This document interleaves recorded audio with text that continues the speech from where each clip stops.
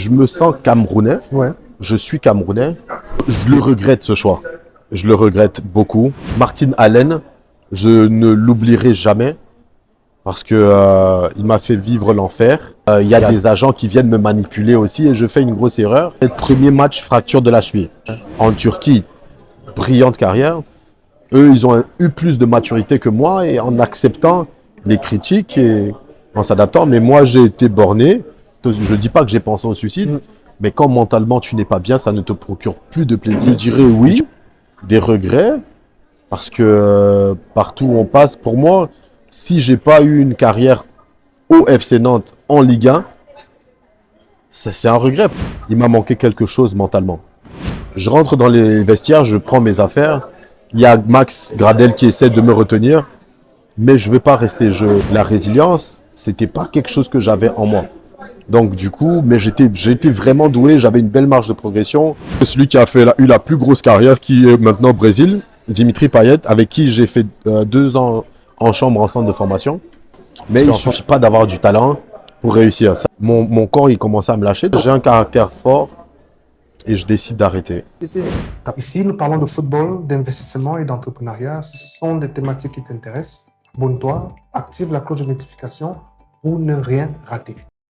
Tu penses qu'il t'a marqué quoi, Alex? Parce que venons-en maintenant à ton passage en club. Tu commences ici, à la KSA, tu passes une année à la KSA. Après la KSA, tu vas aux brasseries. Des brasseries, tu vas en France où tu fais un passage à Bordeaux. Ensuite, Bordeaux, tu vas chez Nantes. Fais-nous un tout petit peu le point sur ce passage-là. Quels sont tes débuts? Dès le départ, déjà, il faut dire que je suis pas... La vérité, je me sens camerounais. Ouais. Je suis camerounais et j'ai toujours été attiré par... j'ai toujours voulu me rapprocher de mes amis avec qui on avait les mêmes centres d'intérêt, c'est-à-dire le football. Ouais. Et au Cameroun, les joueurs doués sont issus de milieux un peu difficiles. Et moi, mes amis étaient ceux-là issus de ces milieux un peu... C'est pas une moquerie, mais au contraire, on peut s'en vanter parce que quand tu es issu de ces milieux-là, mentalement, tu es un peu plus armé. Ouais. Moi, je pense que j'ai été choyé, j'étais le dernier de ma famille et j'ai pas connu certaines difficultés. Donc, la résilience, c'était pas quelque chose que j'avais en moi. Donc, du coup, mais j'étais vraiment doué, j'avais une belle marge de progression. Je suis passé par ces clubs-là et quand je me suis retrouvé au FC Nantes, parti très très jeune aussi. Déjà, je faisais des voyages en Europe bien avant, et j'ai quitté le cocon familial très jeune, sans avoir les armes nécessaires pour voler de mes propres ailes. Parce que l'environnement familial est super important pour le développement d'un enfant. Donc, j'étais pas armé, mais j'ai appris à nager dans l'océan. Ouais. Mais j'ai pas commencé dans le petit bassin. Donc, je pense que ce qui m'a marqué, c'était surtout sur le plan mental. Parce qu'on ne se retrouve pas au FC Nantes et faire toutes ces classes si on n'a pas de qualité, si on n'a pas un fort potentiel. Tout à fait. On n'a pas un impact en équipe nationale de jeunes et espoirs si on n'a pas un potentiel. On ne signe pas en Angleterre si on n'a pas. Mais il ne suffit pas d'avoir du talent pour réussir. Ça, tout le monde le sait. On ne va pas refaire les belles phrases. Il faut être endurant dans la détermination et sur le plan mental, il faut être fort. Il faut surtout noter que jusqu'en équipe réserve à Nantes, FC Nantes, dans ta cuvée, il y a Dimitri Payet, Oui. Il y a Roland Diassembe, Dimitri Payet, Guy Roland Diassembe, William Vainqueur, Steven Tico, pour citer ceux qui jouaient en équipe de France, ceux qui ont joué en équipe de France. J'ai eu Fréjus Tchetnia, que je connaissais déjà un peu. Une très très belle génération, et celui qui a eu la plus grosse carrière, qui est maintenant au Brésil, Dimitri Payet, avec qui j'ai fait 2 ans en chambre en centre de formation. Parce qu'en centre de formation à Nantes, on est 2 par chambre, et Dimitri Payet, c'était comme mon frère. Très belle génération. Et j'aurais pu écrire de belles pages au FC Nantes, mais comme je l'ai dit, il m'a manqué quelque chose mentalement. Je le reconnais aujourd'hui, j'ai de très très bons rapports avec ce club. Ça reste mon club de cœur. Et je pense que si c'était à refaire et que j'avais l'expérience que j'ai maintenant, j'aurais écrit une belle page avec ce club. Ouais. tu as des regrets? J'ai des regrets, ou je dirais oui, des regrets, parce que partout où on passe, pour moi, si j'ai pas eu une carrière au FC Nantes en Ligue 1, c'est un regret, parce que l'objectif quand tu y arrives, c'est de jouer en Ligue 1 avec Ouais, ton club ouais, de tout à cœur, fait. le club qui t'a tout donné. Moi, les mauvais moments étaient mes plus beaux moments au FC Nantes. Parce que j'ai appris, ces moments m'ont forgé. Et si on regarde sur le long terme, l'homme que je suis devenu aujourd'hui, c'est en grande partie parce que j'ai eu cette expérience dans ce club, j'ai eu ces encadreurs à ce moment-là. Ma carrière, j'ai pas de regrets, mais j'aurais, si c'était à refaire, certains détails, j'aurais pu les changer et ça aurait eu un impact sur le cours pour la suite. Mais Alex, après les FC Nantes, c'est là où moi, personnellement, je pose des questions sur tes choix. Tu fais le choix de partir en Angleterre. Pourquoi ce choix-là? La vérité, je le regrette ce choix. Je le regrette beaucoup parce que j'aurais dû écouter mes dirigeants, mes entraîneurs à Nantes qui auraient souhaité me faire passer à un autre poste. Mais mentalement, j'étais le manque de maturité et cet attachement qu'on a toujours avec le Cameroun et on se dit que des fois, le message que tu reçois du pays est plus important. Tu as plus à prouver au pays alors que ce n'est pas ça en fait, en vrai. Le club pour lequel tu signes ton contrat, il faut que tu les écoutes. C'est eux qui te payent ton salaire et c'est eux qui sont mieux placés pour voir où tu peux évoluer avec eux ou pas. Mais voilà, comme tu l'as si bien dit, on m'appelle le Ronaldinho africain. On se dit, ouais, Alexandre, aujourd'hui, il y a Emers Faye, par exemple, ou Jérémy Toulalan qui va redescendre en équipe réserve, par exemple. On pense que toi, tu es un élément important de notre groupe. On veut que tu joues au lieu de rester chez toi. Tu vas jouer arrière gauche. Tu as une qualité de centre, tu vas vite, tu as le coffre. Mais moi, je le fais, mais je ne suis pas content. Pourtant, je montre des qualités qui pourraient faire que Henri Bedimo, à la base, est un numéro 10. Il a une très belle carrière pour moi. Ouais, Le Camerounais en championnat de France a avoir la meilleure carrière en termes de longévité. ouais, Aurélien Chedjou, qui a un frère, est un numéro 10, tout à fait. d'ailleurs qu'on appelait Zidane, et champion de France en défenseur central. Central, ouais. En Turquie, brillante carrière. Eux, ils ont eu plus de maturité que moi et en acceptant les critiques et en s'adaptant. Mais moi, j'ai été borné. Mais ça m'a apporté beaucoup parce que ce que je fais aujourd'hui, j'en suis très fier. Mais c'est pour revenir à la question, pardon, Ouais, très mauvais choix de partir en Angleterre. Très mauvais choix. ouais, justement, parce que on a l'impression que tu pars en Angleterre sur un coup de tête. Oui. Et non seulement en Angleterre, je pense qu'il y a une première signature avec Leicester City.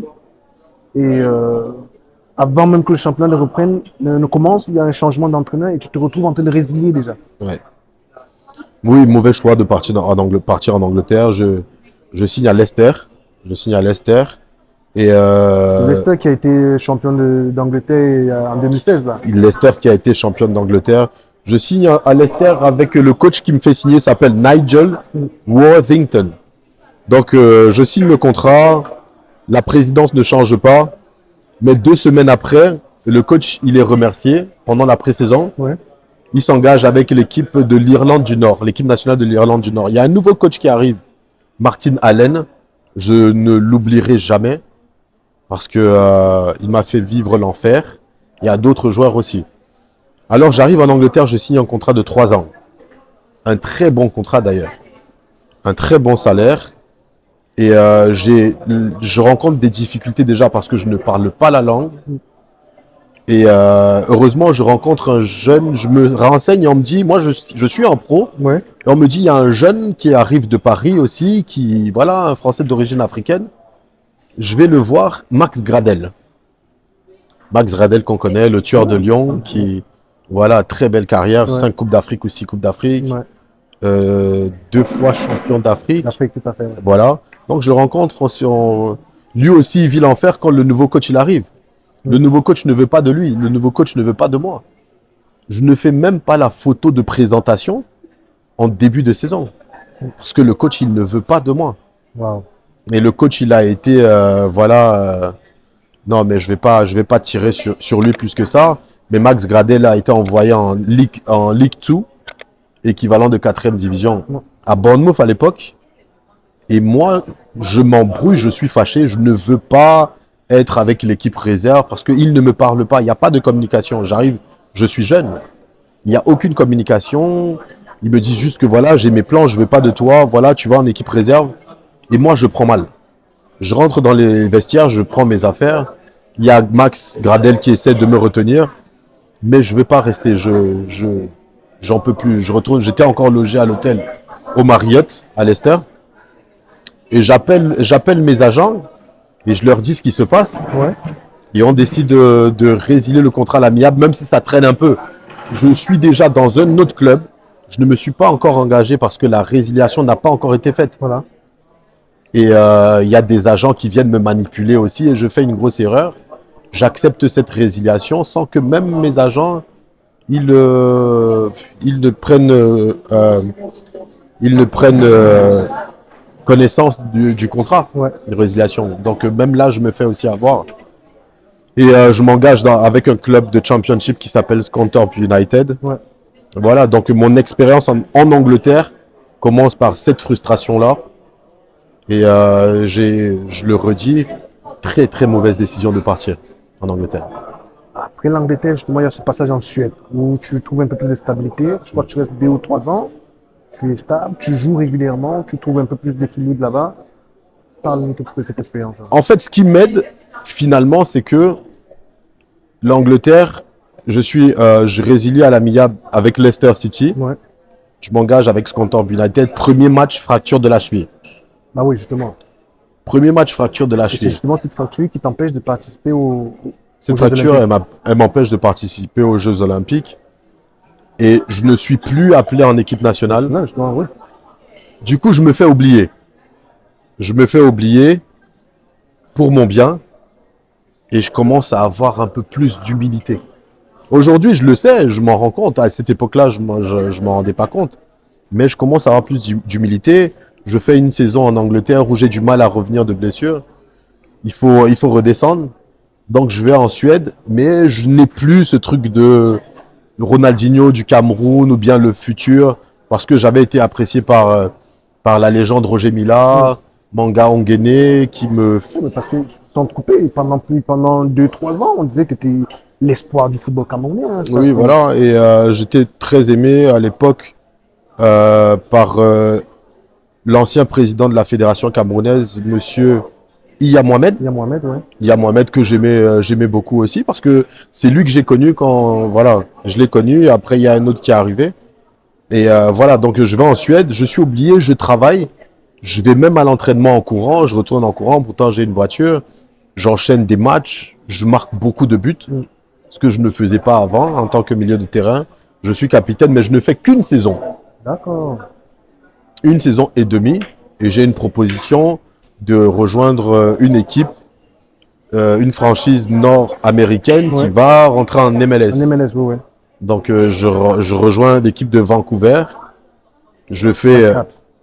Vancouver Whitecaps, le championnat de NASL qui est, on va dire, équivalent de seconde division et on va rejoindre la La MLS. Major League Soccer. Ouais. Je fais des matchs, je joue, je suis compétitif. Et voilà, on passe en MLS.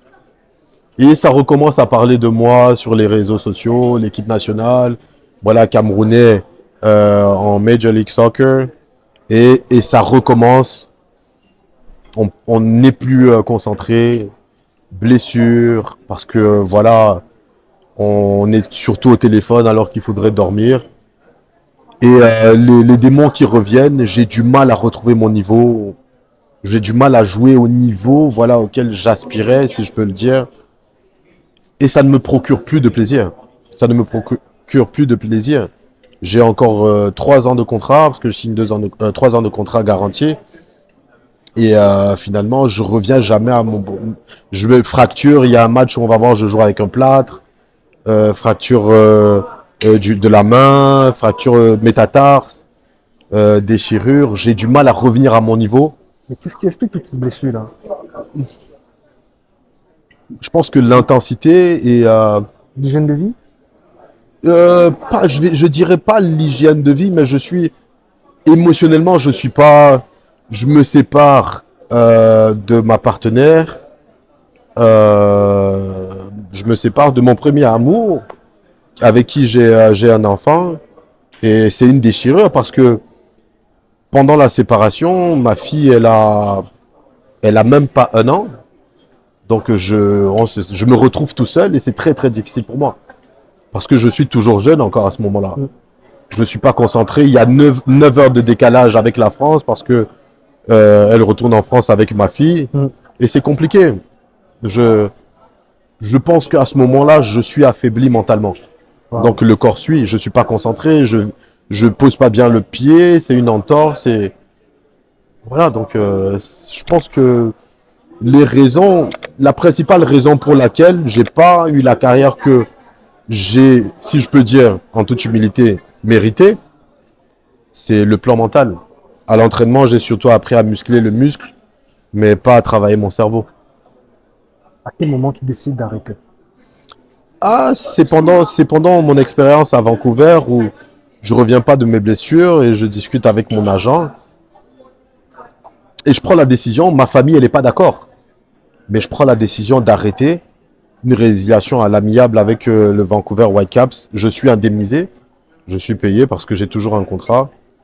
Et je renvoie mes affaires en France avec mon agent à l'époque, mon conseiller, je dirais, parce que pour moi, agent, c'est pas mon conseiller, c'est beaucoup plus important que ça. On décide de mettre en place un projet africain. Donc je prends le risque et je fonce, j'arrête. Et on fait le projet Rainbow. La décision d'arrêter, elle a été mûrie?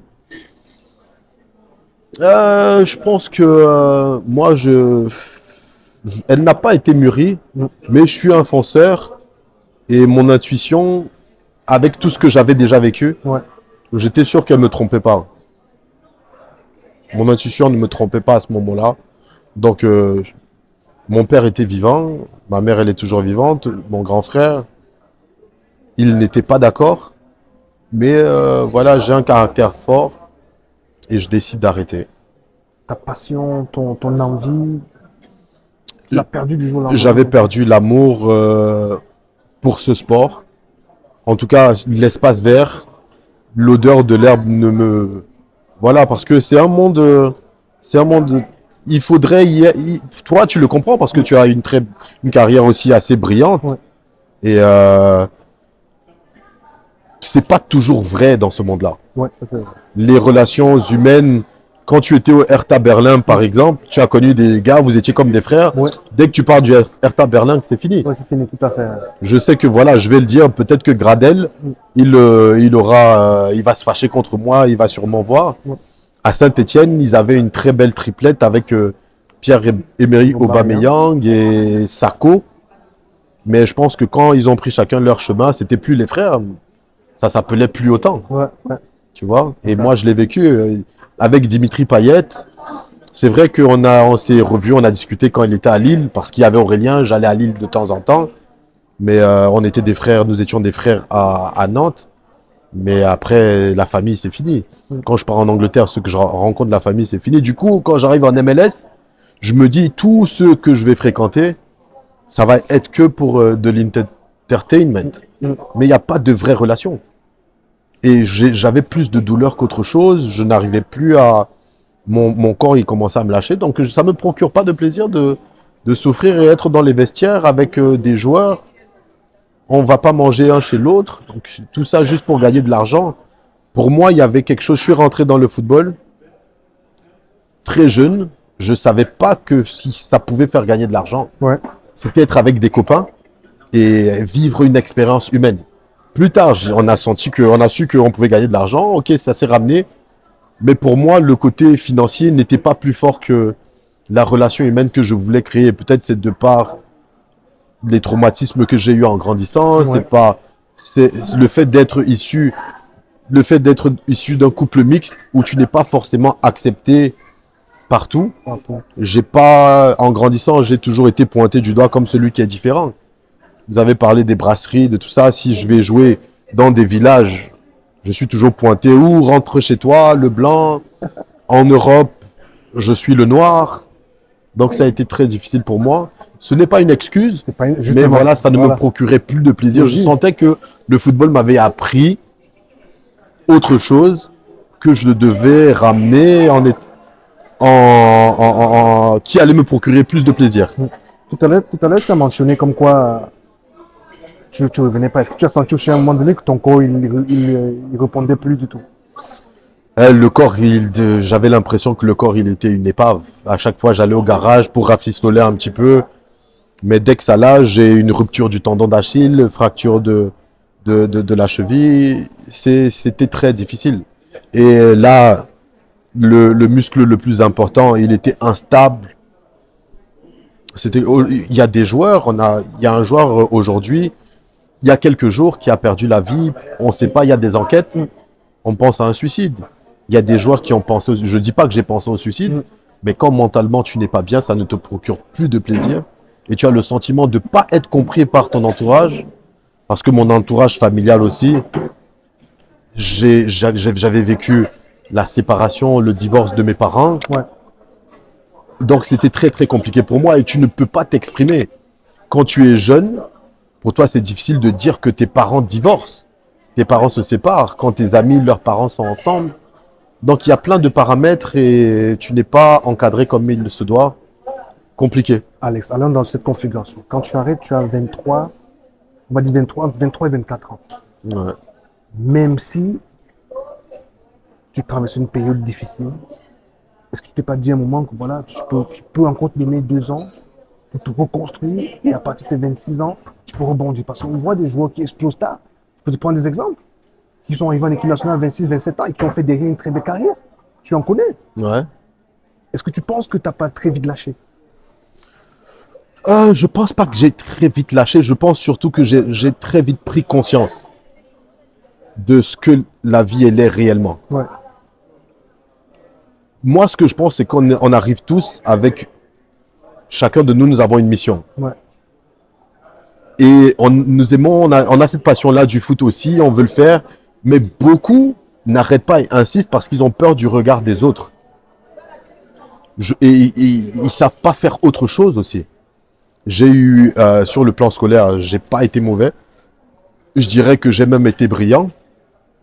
Parce que j'ai eu mon brevet des collèges, j'ai eu mon bac, j'ai eu des programmes que j'ai pu faire après le bac. Donc je savais faire autre chose.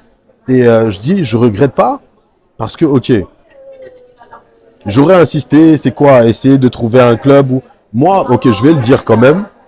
Parce qu'il faut être humble, mais il faut dire la vérité aussi. J'ai jamais senti que j'étais fait pour être moyen. J'ai jamais senti que j'étais fait pour pas être le meilleur. D'accord. J'ai grandi avec une phrase qui est toujours affichée au FC Nantes. Celui qui renonce à être meilleur cesse déjà d'être bon. Je voulais pas être moyen. Mon corps ne me permettait plus d'être excellent. Donc à partir de ce moment-là, pourquoi continuer à courir et chercher à gagner de l'argent et pas avoir un impact réel dans ce sport. Sport, ouais. Donc moi, j'en ai pris conscience un peu plus tôt et j'ai décidé de me former et de me réorganiser et de me, comment dire ça, Reconvertir. reconvertir, c'est ça le mot. J'allais dire me réinventer, mais le mot, merci, me reconvertir et prendre de l'avance. Parce que ma génération à moi, qui a continué, a eu une carrière brillante. Aujourd'hui, je pense que dans le business du sport, dans l'identification de talents de haut niveau, Tu as une longueur d'avance. ma relation avec des clubs professionnels où je ne suis pas un intermédiaire, je suis en contact direct, j'ai une longueur d'avance. Non seulement j'ai une longueur d'avance et j'ai apporté beaucoup à l'Afrique. Le plaisir que j'aurais procuré, parce que le football, comment on gagne en salaire? Il y a des supporters qui viennent, qui payent. Il y a des restaurants qui tournent, il y a des bars, il y a des activités, il y a des paris sportifs et tout ça. Tout ça, ouais. Il faut procurer du plaisir. Le plaisir que j'ai procuré à l'Afrique aujourd'hui et que je continue d'ailleurs de faire, il n'est pas comparable à ce que je faisais quand j'étais joueur. Même quand on m'appelait Ronaldinho africain. Hey, n'oublie pas de t'abonner, hein.